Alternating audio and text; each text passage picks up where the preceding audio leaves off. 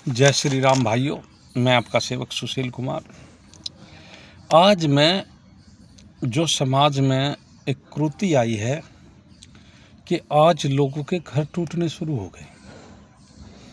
आज जो है तलाक जैसे मुकदमे बहुत सारे बढ़ गए। मैं आपको बताऊंगा, सन 1989 से पहले इस देश में एक भी फैमिली कोर्ट नहीं था, और ये जो तलाक जैसी चीज़ें, छूटने छुटाने वाली चीज़ें, परिवार से संबंध विच्छेद वाली चीज़ें बहुत ही कम थी।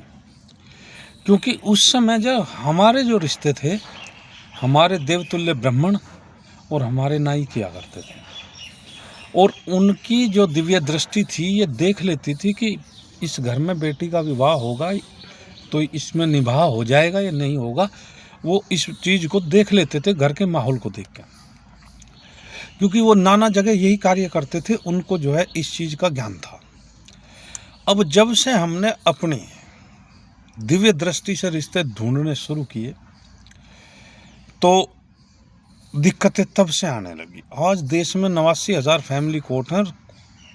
पता नहीं कितने मुकदमे, उनमें कब नंबर आएगा और कितने रिश्ते टूटने की कगार पे। आज मैं कुछ थोड़ा सा प्रकाश डालूंगा कि जिससे कि ये रिश्ते बेहतर, शादियाँ, रिश्तेदारी बेहतर मिल सकें और उसे निभा सकें। प्रथम तो मैं देखो, खाप पंचायतें भी हुई, उन्होंने जो निर्णय लिया उनका अपना था और पूरे सर्व समाज के लिए लिया। मैं किसी की बुराई नहीं करना चाहता, ना मैं किसी के खिलाफ हूँ। मेरा एक अपना व्यक्तिगत विचार है, इसलिए मैं आज अपना विचार आपसे साझा करना चाहता हूँ। एक तो पुत्रियों की आयु 18 से 19 वर्ष होनी चाहिए। ये बहुत परम शीघ्रता से ये कार्य जरूर होना चाहिए। पुत्री की आयु 18 से 19 वर्ष। और जब आप देखने चलें रिश्ता, तो रिश्ते में आप ये देखें, जो व्यक्ति आपसे ये कह रहा कितना धन लगाओगे विवाह में, तो समझो आपसे पुत्री दान नहीं मांग रहा, वो आपकी हैसियत को देखना चाहता है, आप में कितनी हैसियत है। आज की रिश्तेदारी इसी हैसियत के कारण टूटती है। और बेटी वालों का भी एक दोष है। मैं इसमें छोटी सी कहानी जोड़ना चाहता हूँ। जैसे कि हम कोई भूखे पेटों को हमने निमंत्रण देना बंद कर दिया। भूखे पेटों का मतलब मैं आज समझ आता हूँ आपको।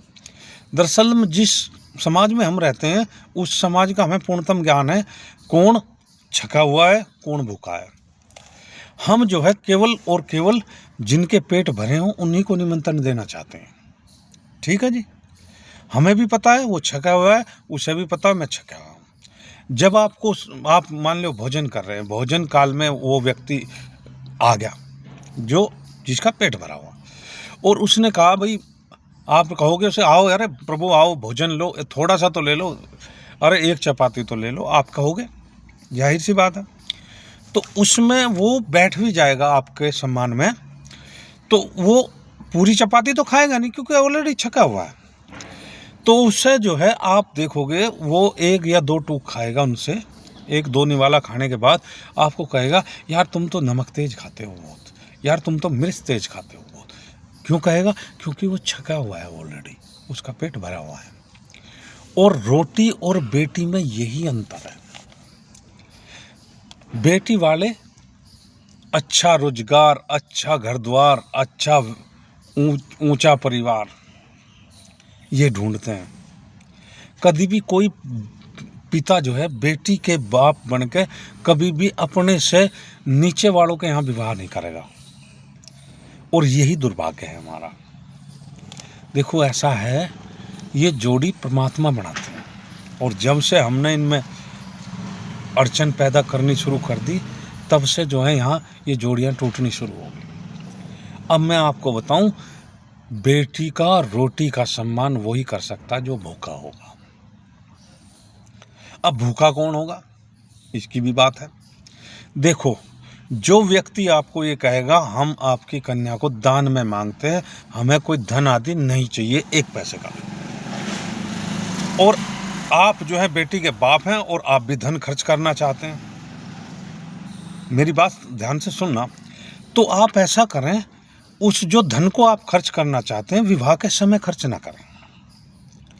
आप जो है उस धन को उस बेटी के नाम एफडी के तौर पे डाल दें।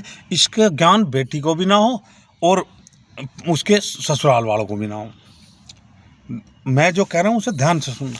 और जैसा ही विवाह हो जाए, विवाह के बाद देखो लोग लांछन लगाते हैं, हमने इतना वो दिया था, इतना क्या नाम है दहेज दिया था। भाई क्यों देते हो दहेज? तुम इनकी दहेज देकर एक कुत्ते को रोटी डाल रहे हो, रोटी वो आएगा फिर कल फिर आएगा, तो ऐसा क्यों कर रहे हो? आप जो है पूरा धन, मैं उन पिताओं को कहता हूं जो अपनी पुत्रियों के विवाह करना चाहते हैं, वे पूरा धन एक साथ ना दें। मैं तो जो शादियों में इतना खर्चा हो रहा है, इतनी सब्जी बनती है, इतनी मिठाइयाँ बनती है, सब बर्बाद जाता है। मेरे व्यक्तिगत रूप से कम 2 सब्जी और 1 रायता और छोले या चावल और 2 मिठाई, 2 या 1 मीठा तो एक ही होता है, चाहे कर लो तो। अगर इसमें आप अपनी बेटी का विवाह और केवल वे व्यक्ति जो आपके पारिवारिक, अब जो है पारिवारिक रिश्ते निभा लो, वो बढ़िया है। और जो धन आप उसे देना चाहते हैं अपनी पुत्री को, वो धन उसको एफडी कर दें।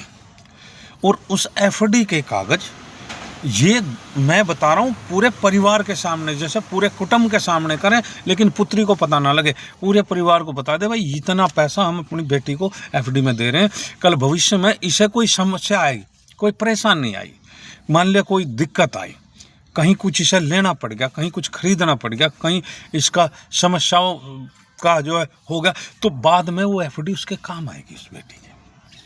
लेकिन हाँ, ये जरूर है ना बेटी को बताएं और ना बेटी के ससुराल वालों को बताएं। पैसा सारी उम्र पिता देने का है, लेकिन ये भी तो देख लें जिस प्लेटफार्म पे गाड़ी दौड़ रही है वो प्लेटफार्म की लाइन क्लियर है कि नहीं है, वे कैसे व्यक्ति हैं। अगर वे व्यक्ति अच्छे हैं, संस्कारी, व्यवहारी, जिनके हृदयों में स्वच्छता रहती है, जो धन को प्रायोरिटी नहीं, प्राथमिकता नहीं देते, उनको अपनी बेटी को।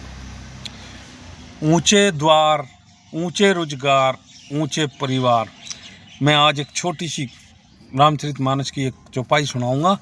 ऊंच निवास नीच करतूती, देख सके न पराई विभूति। और वो धन आप अपनी मतलब के ऊंचे परिवार वाले लोग कभी आपकी जो है दूसरे की भला नहीं देख सकते, आप समझो बात को। और वो धन जो आप अपनी बेटी के नाम एफडी करेंगे, वो आप अपनी बेटी को जब चाहो जब दे दो, जब उसका परिवार सेटल हो जाए। आज सामने वाले की नीयत का भी पता लग जाएगा और आपकी बेटी भी सुरक्षित रहेगी और आप पे दहेज देने का लांछन भी नहीं लगेगा। जबकि दहेज की आवश्यकता नहीं होती, अगर व्यक्ति स्वयं सक्षम है तो स्वयं कमा सकता है, कुछ भी कमा सकता है, कहीं भी कमा सकता है और अपने परिवार का भरण पोषण कर सकता है। तो मेरा जो है बस इतना सा आप लोगों से हाथ जोड़ का अनुरोध है। और दूसरा, जीवन में जब रिश्ते देखने चलें, बेटे वाले जाएं या बेटी वाले, तो वहाँ ध्यान देना कि परिवार में सबसे ज़्यादा बेचैनी, उत्सुकता, बोलना कौन बोल रहा है सबसे ज़्यादा। अगर बेटी का रिश्ता लेकर जाते हो और परिवार में बेटे को देखने जाते हो और बेटे का पिता या बेटे का चाचा या बेटे का बाबा या बेटे का बड़ा भाई आपसे कुछ पूछता है, तो ये एक स्वाभाविक चीज़ है। अगर आप उस बेटे की माँ आपसे सारी बात करती हैं, तो आप अपना रिश्ता ना करें, ये गलत होगा। और यही बेटे के लिए है। जिस परिवार में बेटी का पिता, बेटी का चाचा, बेटी का बड़ा भाई जो भी पूछना चाहता हो लड़के से पूछे, लेकिन अगर बेटी की माँ सबसे ज़्यादा बोलती है तो समझ लो तुम्हारे परिवार में विनाश है, आपका परिवार नहीं चलेगा। ये परम सत्यता। ठीक जी, मैं यही कहता हूँ, पहला धन निरोगी काया, दूसरा धन धनवंती नारी, तीसरा धन पुत्र आज्ञाकारी। तो ये केवल जो है आपके लिए एक छोटी सी मैंने अपनी वीडियो बनाई है। और जिन भाइयों को भी ऐसा लगता हो कि मेरे वीडियो बनाने से कुछ लोगों की आंखें खुल जाएंगी, तो वो ज़रूर इसे देखें और अपने बहुमूल्य विचार भी रखें। और मैं तो ये कहता हूँ, रोटी और बेटी भूखे को दो। श्वास कह रही आज से धीरज धरना सीख, बिन मांगे मोती मिले, मांगे मिले ना भीख। परम सत्य है, जो किसी से मांगते नहीं उनके खजाने भरे रहते हैं, और जो मांगने वाले होते हैं वो सदा भिखारी रहते हैं। ये परम सत्य। बस मुझे इतना ही प्रकाश डालना था। जय हिंद, जय भारत, जय श्री राम। आप स्वस्थ रहें, मस्त रहें, खुश रहें और अपने बहुमूल्य विचार जरूर रखें। जय हिंद, जय भारत।